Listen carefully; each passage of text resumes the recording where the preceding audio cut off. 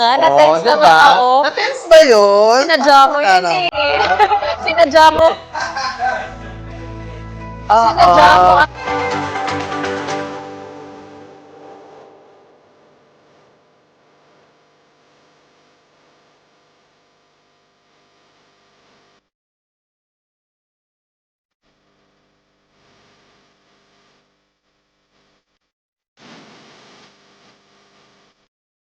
Describe yourself at the moment because you're known by many. You are a celebrity. Syempre naman yung status mo. But what can you tell us about yourself right now? Well, I'm a mom of two. I'm turning 38 already. So, and well, as a family, ang hobby namin is to always work out. And parang pastime namin yon. So, it's nice din na nakikita ko na nagugustuhan din ng mga anak ko. So, my daughter's into obstacle course racing, my son is into boxing, my husband is a triathlete. So, nag-combine kaming apat, working out, now is our therapy. So, that's one of our bonding moments din na we always look forward to each day na magkakasama kami. What was your family's reaction? Curious lang ako when they knew that you were signed up for Miss Universe Philippines. Well, medyo nalungkot yung husband ko. Oh. Because, pero my husband actually is the promotor sa mga pageant sa scenes ko. Like for Binibini, husband ko yung nag-push sa akin na sumali. I'm a very introvert girl. So, joining pageants isn't in my alley. And then, husband ko rin nag-initiate sa akin na sumali ng Superbods. But this time, ako na yung may gusto talaga sumali for MUPH because I saw it as a big opportunity for me to help and inspire a lot of moms, a lot of women na off-age na din. So, yung husband ko, kaya medyo siya yung nag-hesitate ngayon because we had a scheduled race. Oh. We got qualified for the London Marathon in May. Yun yung Hala. finals. Actually, it fell on the preliminary namin. So, I had to defer my slot for the London Marathon. And I'm sure naman London Marathon can be done next year. Pero itutuloy pa rin ni Hobby. Siya ang pupunta doon. Ako na lang maiiwan muna. I'll finish the MUPAS and London will always be there for next year. Okay. So, grabe naman yun, no? Talagang nagkataon. Pero Yes. it's a once in a lifetime I know, experience. exactly. That's why I had to, I think, for me, I had to grab this opportunity na, syempre, it was the first year na tinanggal nila yung age limit. So, it's a good thing also for me na to be in the first edition of the tanggal ng age limit. Has it always been at the back of your mind to really join and compete in Miss Universe? Honestly, yes. Because when I joined back in 2010, I was already the oldest. Nasa cut-off na ako noon. I was 24 when I joined Binibini before. So, nung panahon na yon, it was a do or die for me. Dapat manalo or wala na. Kasi medyo matanda na ako noon. But when I joined Binibini, that was my first ever pageant. Right after the pageant, nag-propose si Hobby. So my pageant journey was cut short noon. And nanghinayang ako because I enjoyed the whole journey of joining a pageant, what happens inside the pageant. So, na-miss ko rin yung experience na joining a pageant, what we do, what we can do, what we can offer as well. So, it was a good moment na nalaman ko na pwede na pala ulit sumali. Yeah.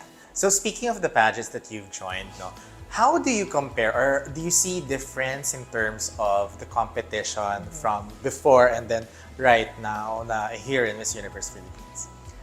Basically, same lang. Mas intense lang ang mga fans. Pero, syempre because social media back then wasn't as intense compared to now. Now talaga, anything, every move, bantay kita. So, kung ma-post na siya on social media, you can't do anything anymore about it. So, it will stay in the internet na. So, you have to really be careful now. And mas bardagulan nga ang mga fans.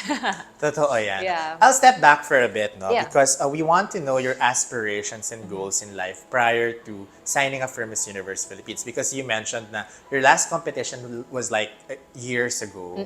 Yeah. And then after a couple of years, there's an opportunity. What went through, what transpired during the years na you did not sign up for a beauty pageant? Okay, so from 2010, after the pageant, my husband proposed. I had 2 kids, a boy and a girl. And after that, we went through a difficult phase in our life because we went to a family health scare. My husband was diagnosed with cancer. So from that moment, it was hard because we had 2 small kids. So parang that moment, I didn't know how I was gonna go forward, how we were supposed to live as a family because I had to take care of my 2 small kids and then I had to take care of my husband pa. So medyo that time, medyo lutang or what people call nga lutang kasi nga I didn't know what to do eh. And as a new mom, parang a lot goes through your mind.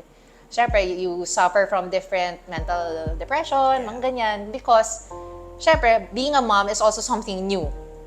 So, being a mom, new mom, having to face the fact that my husband had cancer, and yung turning point namin nun was we were able to focus on fitness. So parang fitness talaga and eating healthy. So we joined different races. My husband actually was a triathlete. So siya yung nag-initiate sa akin na to get into sports. But later on lang naman ako nag-start na magpapayat. I gained a lot of weight because of all that happened before. And before the pandemic, actually during the pandemic, that's the only time na nag-focus ako sa sarili ko. Because my kids were older already that time. 2019, I think, was the start of the pandemic. So that was the only time that I focused naman on myself. But prior to that, we have also a family business. That's our bread and butter. So it's a firearm business. And we also had, actually, medyo opposite at contradicting yung businesses namin. My husband owns a firearm industry. We're in a firearm industry, and I do have a preschool. So guns and preschool. So hindi talaga siyang magandang mix. But since the pandemic, we had to close down the preschool kasi nga our forte kasi is 5-month-old up to 5 years old. So yung mga ganong babies, hindi pa talaga pinapalabas ng government. Bawal pa nun. So we had to close down the school. But now naman, our firearm industry is doing very well. So kaya ako nakasali. But how's the family health-wise? Health-wise, we're all doing good. My husband is already cancer-free. Praise God. Thank God. And very much happy na pati yung kids ko. Siguro that was the best turning point na looking at cancer in another perspective na although my husband was diagnosed with cancer, it made our lives turn as well because kami naman, sobrang health conscious naman kami. And even kids ko, it's normal na for them to work out. Parang for them, it's not a chore. It's not something that they have to do. It's already innate na with them na, okay, let's go work out. Hindi na sila kailangan i-drag out of bed para lang mag-workout. Wow, such an encouraging story, di ba? So tayo ngayon ay kailangan maging health conscious na rin talaga. Why not? Now, Selena, with you joining, are there expectations from your family or community for you to live up to the standards of beauty pageants nowadays?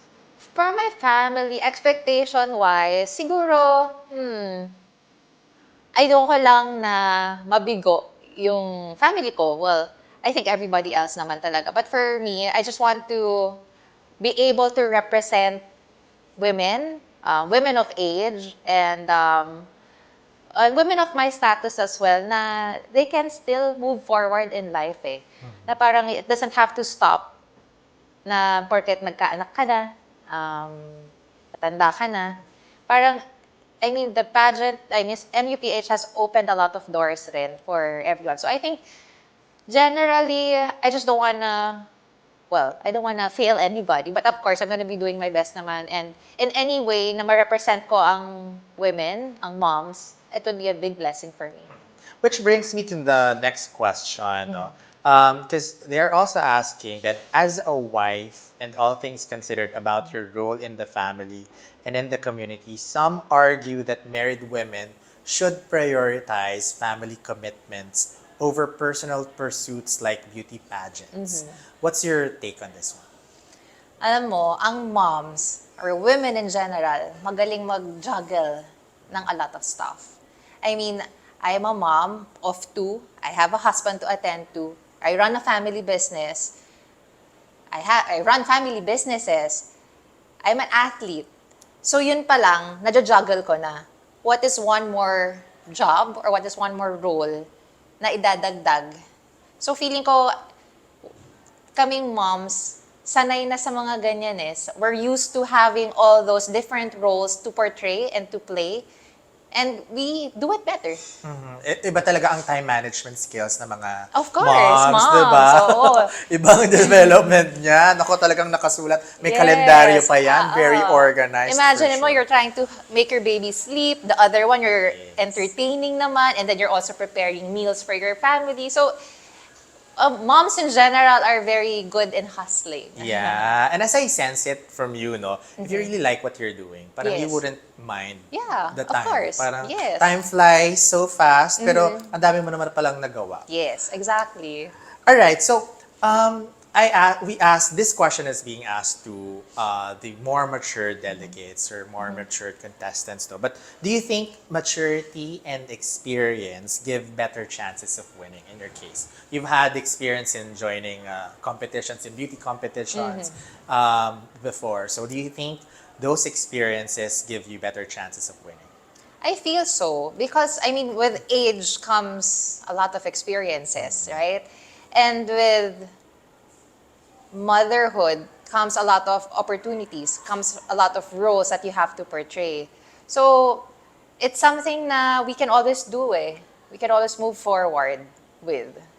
Such an empowering story, hearing you and sitting down here with us, no? Grabe. But before we continue, would like to thank the Miss Universe Philippines organization, Sir Voltaire Tayak, for allowing us to do the interview with the girls. And also would like to acknowledge the accredited partner for Pasig City, Curly and Sarah Discaya of St. Gerard Construction. Maraming salamat po for allowing Selena to sit down with the Crown Philippines. And of course, syempre maraming salamat sa ating official venue for today here at the Vault in VGC.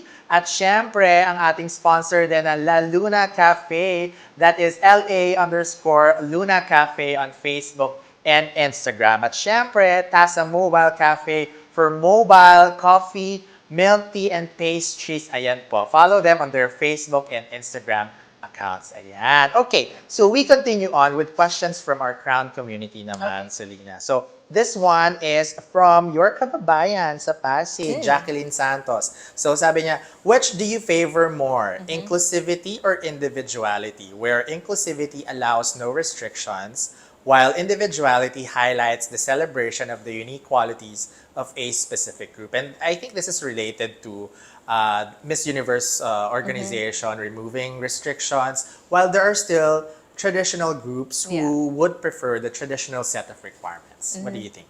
Well, I prefer inclusivity.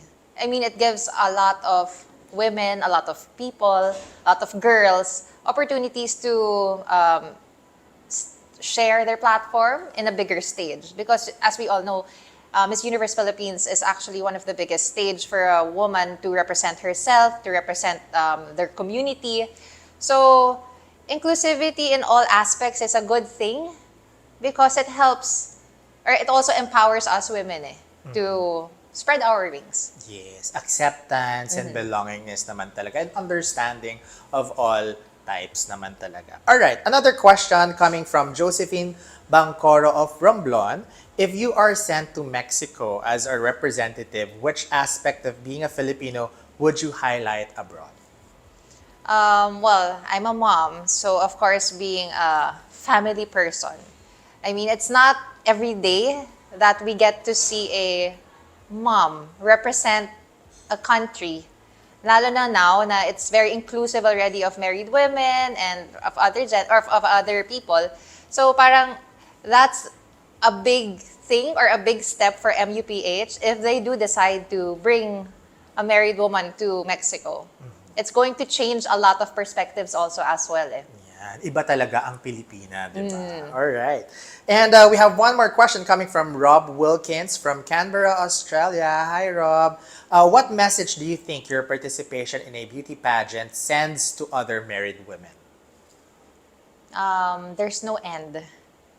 Parang even when you're in your 20s, your 30s, or 50s, you can always be whoever you want to be as long as you put your mind to it, you set your goals, and you reach your goal.